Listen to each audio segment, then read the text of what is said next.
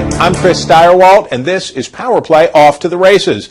This week, we're looking at the Senate contest out in Oklahoma. Now, Tom Coburn, a conservative favorite for a long time in the United States Senate, announced suddenly earlier this year that he would be stepping down before his term was finished. That means there's a special election out in Oklahoma, and it's in a state where Democrats aren't likely to field much of a challenge. It's drawn out some conservative contenders for a prize seat in the United States Senate. Now, we've got James Lankford. He's a Republican. He's a member of the House. He's part of the House leadership team. He's got a fundraising advantage and has to be considered the front runner in this contest. But we also have T.W. Shannon. He's just 36 years old, and he just stepped down as the Speaker of Oklahoma's House of Representatives to run for this Senate seat. He's closing some ground and coming from behind. We'll talk to him about that. We'll talk to him about how he's running his race, and we'll talk to him about his mentor, J.C. Watts, a guy he used to work for, a former congressman from the state. Would J.C. Watts consider getting in this contest, or might he make an endorsement? We'll take a look at all that right now.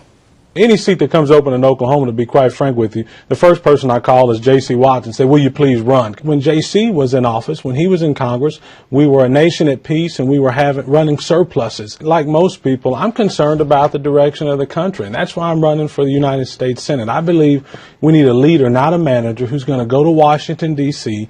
and say no to the liberal agenda of Barack Obama, whether it's the spending or the out-of-control debt. I'm concerned about my 8-year-old daughter and my 5-year-old son, that if we're not careful, we're not going to have a country for them to inherit at all. I believe that we can show, like we did in Oklahoma, that conservative principles are what lead to prosperity. It just takes leadership. And I think people are recognizing that we have a record of success in the Oklahoma House of Representatives, whether it was pushing back against the intrusion from the federal government or reducing the spending or saying no to more debt. I would not vote to increase the debt limit. In fact, there's no way we're ever going to get out of debt if we keep adding more debt. I think that it's been a travesty that the American people are on the hook for thousands and thousands of dollars that politicians are putting on them for future generations for benefits that they may never see. And people from my generation, my kids' generation, they're concerned who's going to pay for this. We can't continue to make China the number one lender,